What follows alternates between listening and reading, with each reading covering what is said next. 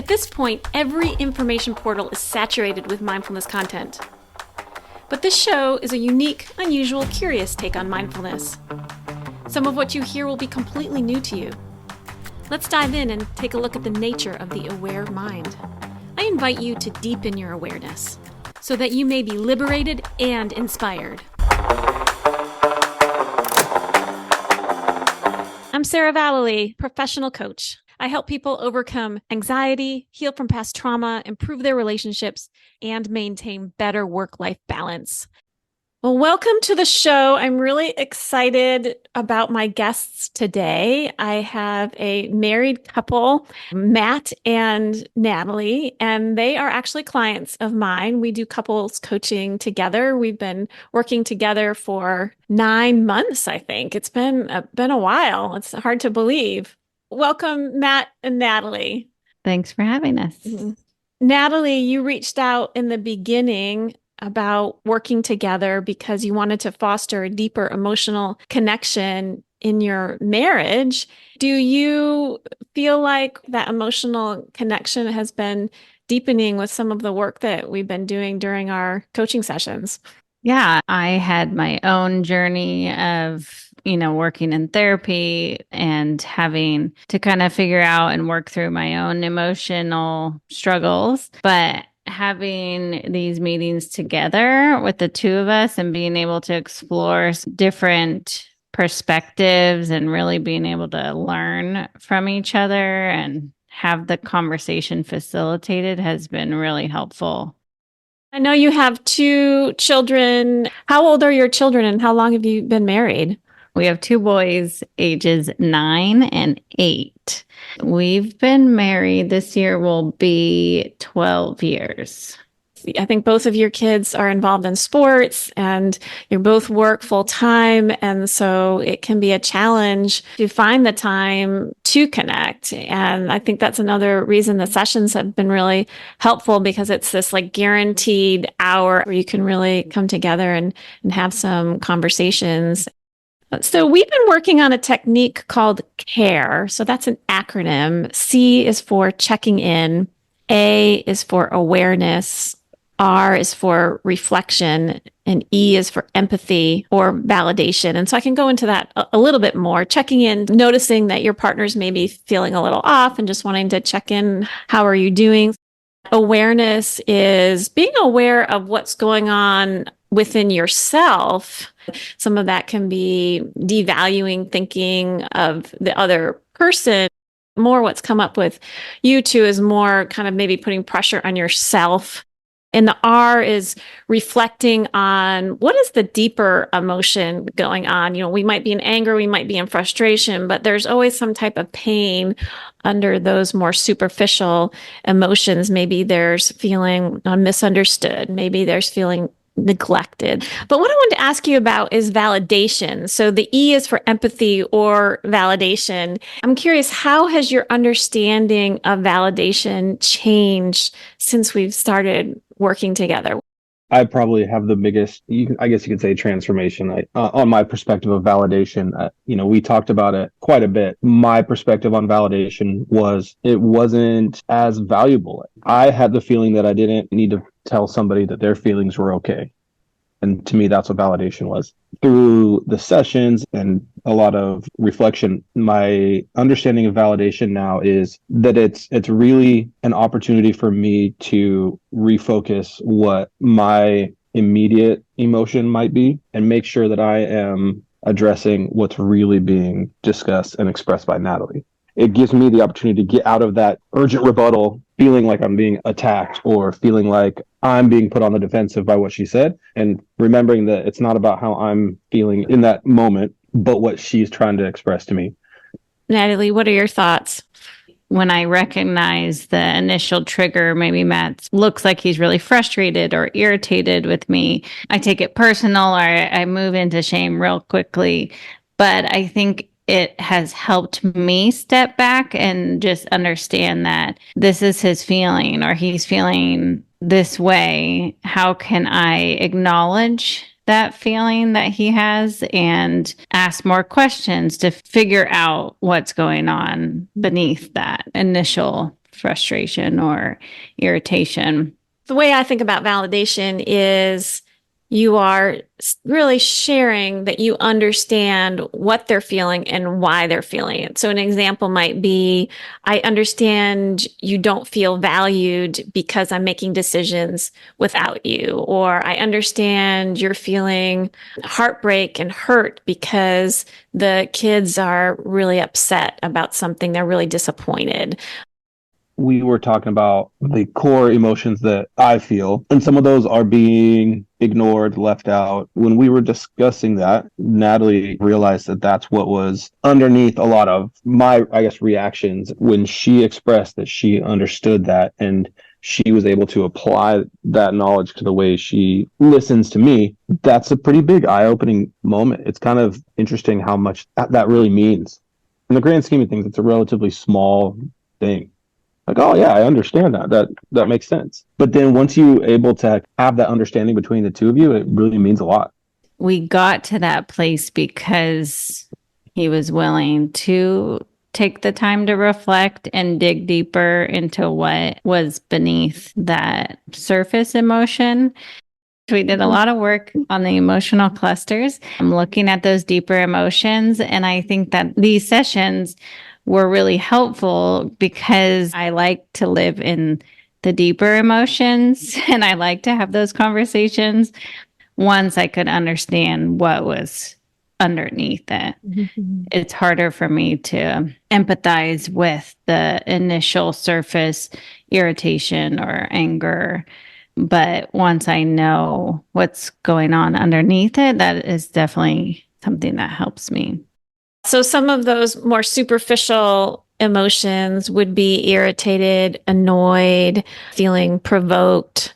And some of those deeper emotions that came up in our sessions were unheard, ignored, heartbreak, disappointment, longing, powerlessness, uncertainty, not feeling important, feeling singled out.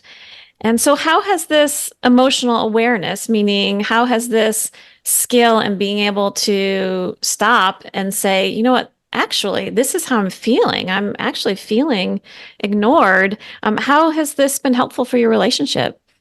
I want to argue my point. I have my feeling and I want to stand up for that. And I think that recognizing that what is expressed is not necessarily what the real story is, the whole story, that there's more behind it. Just expressing or standing up from my perspective and my point is not getting to what's really happening. In that moment, taking a step back and being able to say, okay, look, I have this emotion or this superficial feeling right now that I want to get out, but that's not what's really happening. And that's not addressing the real emotion that's underneath there. And, you know, being able to kind of reflect back and say, well, this is why I'm feeling this way. This is what's underneath. And in order to address that, I can't have this frustration, anger, emotion. I need to get through that. I think that's a hard thing to do, though. That's hard, especially in that moment where there's so much going on and just like feel that fire inside and you don't want to let it go, to take that step back. But nothing's going to change if you don't really get through to that. You know, otherwise you just end up with two people that are arguing their points and not two people that are listening to what each other is saying. Yeah, I think a really good example of that, Matt, is when you two were talking about the chore list and how you were getting pretty frustrated that nobody was following up with the chore list for the kids and it just was kind of falling by the wayside. And the way you had approached that with Natalie is like, we got to do this. We got to get this done. But then when we had a conversation about it in the session, what we got to was on a deeper level, you were just really disappointed. And when you were able to express that to Natalie, Natalie really heard that. She's like, oh, I didn't realize that deeper emotional experience was even going on. And I think Natalie was much more motivated to support you through that process. So we also in the sessions talked about how problem solving and shame thinking can actually get in the way of this process. And what I mean by this process is really communicating to one another what you're experiencing on an emotional level. And before that, even identifying within yourself what's going on. We come up with these like default strategies in our childhood to deal with difficulty, right? When these situations come up, and one of those strategies is to problem solve. I'm just going to problem solve, and we needed to do that as children to survive. Another might be shame thinking. That might be like an automatic response to difficulty, is like, oh, it's my fault. I shouldn't have done that. I made a mistake, and I'm not good enough because I made this mistake. So how do those problem solving and shame thinking, how does that get in the way of this ability to connect emotionally with your partner? I'm the shame thinker. It's definitely rooted in my childhood for sure. A lot of it was when my parents divorced, I did take on a lot of the shame or blame, thinking it was my fault because my dad would take me to what I thought were fun things like going to the gym, and I got to play with friends and things like that. But he was really hanging out with his mistress. When it all came out, I had betrayed my mom by keeping that secret from her. Not that I knew what was happening, but just I felt like once I pieced everything together, it was partly my fault. I also struggle with a lot of idealistic thinking of wanting to be perfect and wanting to appear good and kind and nice. That definitely gets in the way. One of the tools we've been working through for quite a while now is the avoiding conflict tool, kind of addressing all the different ways. And I feel like I checked off everything that came up on that list of ways to avoid conflict. I was like, yep, that's me. That's me. I like to avoid conflict at all costs. You can imagine that doesn't work very well in a relationship, and connecting and having those conversations when you're trying to avoid conflict, to avoid feeling bad or imperfect or flawed. In the past, I would get more defensive or shy away from anything that I might have done to hurt feelings or to cause conflict. And I would take a long time to process, and I would tell myself lots of stories to figure it out in my head of what he was feeling or what was really going on. And then it would just send me in this shame spiral. And then I would either never bring it up, or if I did bring it up, I was feeling not super confident in it. That gets in the way of our communication. But recognizing that and just being honest of like, hey, this is the story I'm telling myself about how you're feeling, or it seems like you're feeling this, or what's going on, is that right? Because I always want to figure out what someone else is feeling. Mm-hmm. And so that's hard when with Matt, he doesn't always openly share what he's feeling. Although through this process, he has been much more responsive, where I can say, oh, you seem annoyed. And he'll be like, yeah, I feel such and such. And I've had to recognize my role in the avoiding conflict and the reason why I do avoid that and how it impacts our communication. Yeah, so it sounds like when you have this pressure to be kind and to be perfect, and that it causes you to shut down. Mm-hmm. And so that's hard to continue the communication. And also why that type of thinking and inner emotional experience can be difficult is it can kind of distort what you're hearing from your partner. Your partner might be coming to you and with a request, and then the shame cycle is triggered, and then you're just hearing, I'm not good enough. And so that can be difficult for the relationship. How about you, Matt?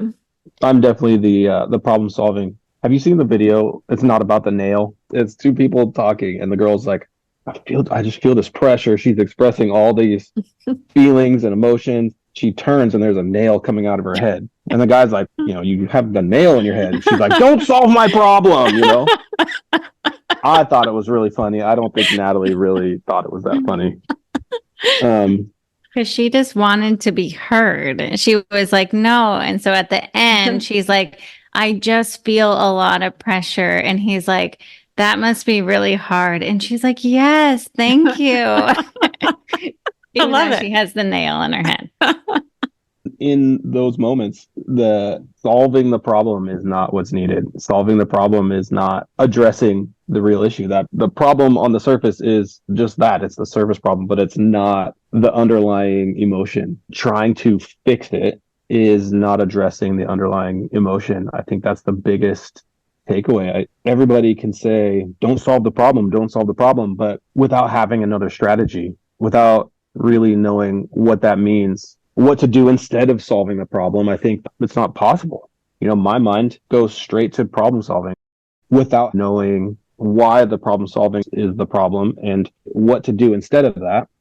There's nowhere else to go. My mind won't go anywhere else. So I think that's been really huge in our sessions, is understanding what to do instead of solving that problem, hearing and understanding the emotion underneath what's being said and where that's coming from, and really being able to understand that. That's such an important thing. Yeah, because we learn as we grow up, well, just solve the problem and then we move on. But that really, in a relationship, when it comes to emotional intimacy, what that does is it more puts a band-aid on it. It's like, okay, we kind of fixed that thing, but the underlying issue is still there. It's not healed. If you take a break from the problem solving and instead really listen to what's going on a deep level, and you validate that and you show emotional support, then there's some healing that happens. And when that healing happens, then that's when you really can feel that emotional connection with your partner. It's really amazing. It's one of my favorite things about working with couples, is witnessing that. So we talked about validation. How about vulnerability? So how has your idea of what it means to be vulnerable, how has that changed since we've been working together? Those kind of childhood wounded tools, they keep us from being vulnerable. And so when the problem solving is taken away as an option for Matt, it leaves him very vulnerable because he can't control the situation. It's vulnerable to not know what to say or what to do or how to solve something. And for me, even, it's vulnerable for me to not protect myself from the conflict, because then I have to be vulnerable in order to address the conflict. Even though I'm more comfortable in those emotions, in those deeper emotions, I'm not always comfortable being vulnerable with Matt, because he's also not comfortable in that space of vulnerability. It, for me, has been good to walk through this with Matt in this process to explore vulnerability. Thank you, Natalie, for explaining it that way. And so I would say for you, being vulnerable in your relationship means not going and retreating, but instead coming to Matt and talking to him and telling him how you really feel. Mm-hmm. That's vulnerability. Yeah. How about for you, Matt?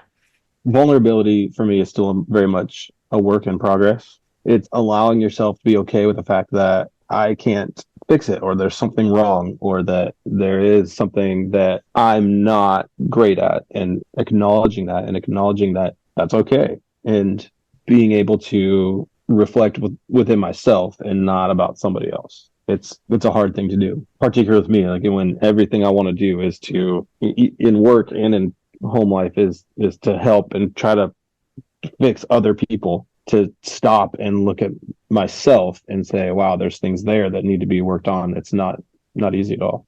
Thank you, Matt. And a couple times that I remember you being vulnerable, I mean, there were several, but there's a couple that are coming to mind right now, are when you shared that you didn't feel valued because of the way certain things were playing out. And so to be able to share that is an example of being vulnerable. And the chore chart, getting to that place of saying, I'm just really disappointed. That is a place of vulnerability as well. I know this process, checking in, awareness, reflecting on the deeper emotional process, giving empathy or validation to your partner can be hard in general. And especially when you're both triggered, right? When you're both feeling an emotion and you're both hurt or you're both frustrated. Or I wondered what you have found, or if you have any ideas of how you can still go through this care process, even when you're both pretty triggered. It's so difficult, like in that moment when you're feeling just so triggered, that to be able to pull yourself back and start with the C. It's a checking in. How do you check in with yourself when you're seeing red? It's like it's a difficult, really difficult thing. But I think getting it before you get to that really triggered state is really what's needed, because at that point you have to stop and take a break and maybe revisit this discussion later. But if you can avoid getting to that state in the first place, and then, we talked about it a little bit, so much of that comes from the need to blame the other person. Someone has to be responsible for this. And I don't think that someone needs to take responsibility or be put in a position of being responsible. It's okay for two people to have their perspective and their emotion on a situation that could be different. And it's not one person's wrong and one person's right. It's just two different people. And I definitely feel a need to put blame on somebody, I think. So avoiding getting to that point in the first place prevents me from getting triggered to the point where there's no return.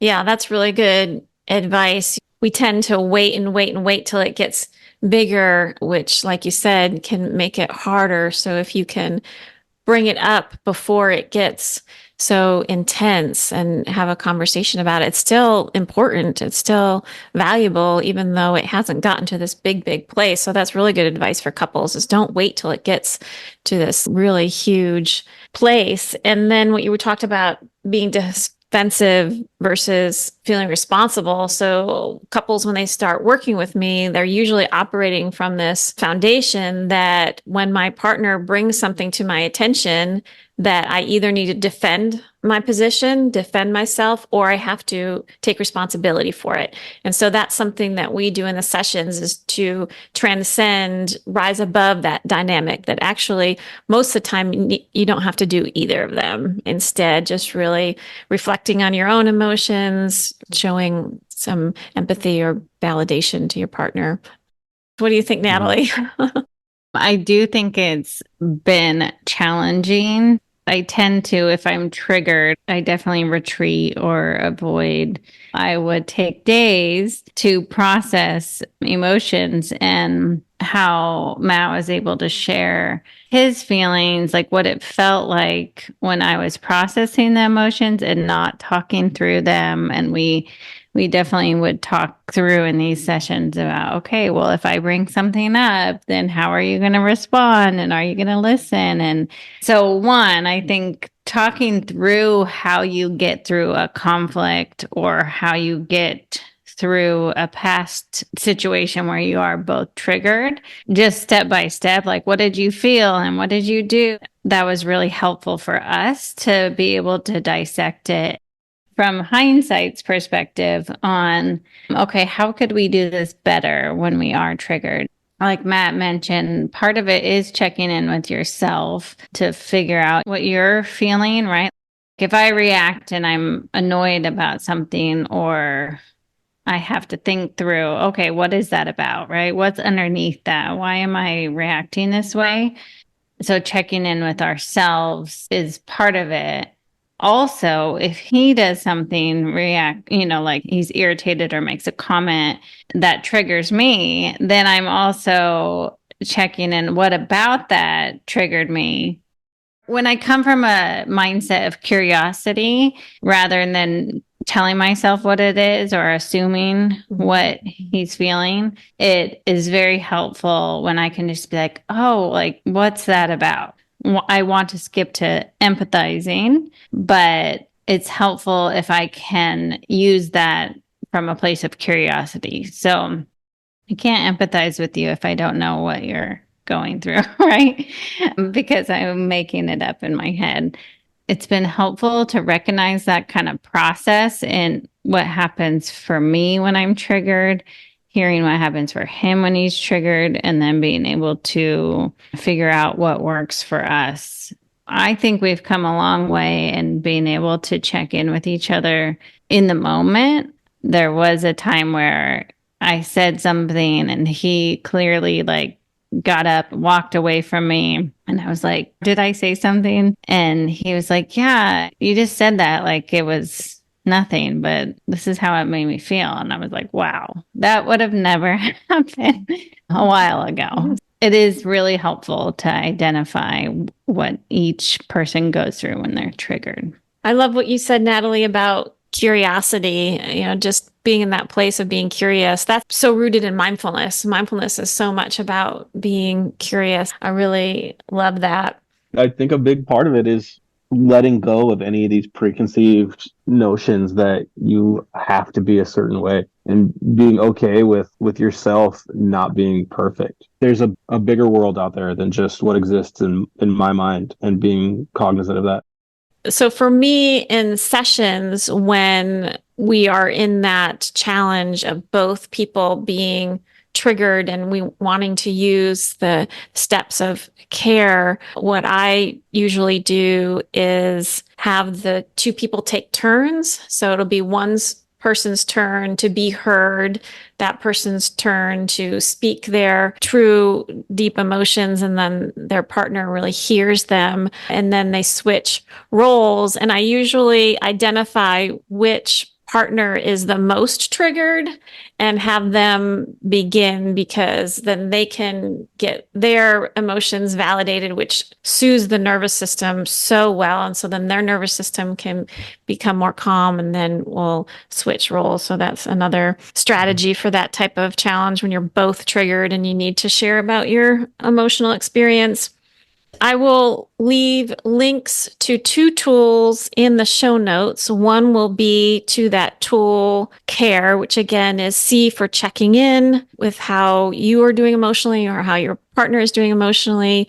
A is for awareness. And I'm going to take Brene Brown and Natalie's description of that, being aware of the stories that you're telling yourself in your head and are reflecting on your true emotional experience. And then E for empathy or validation.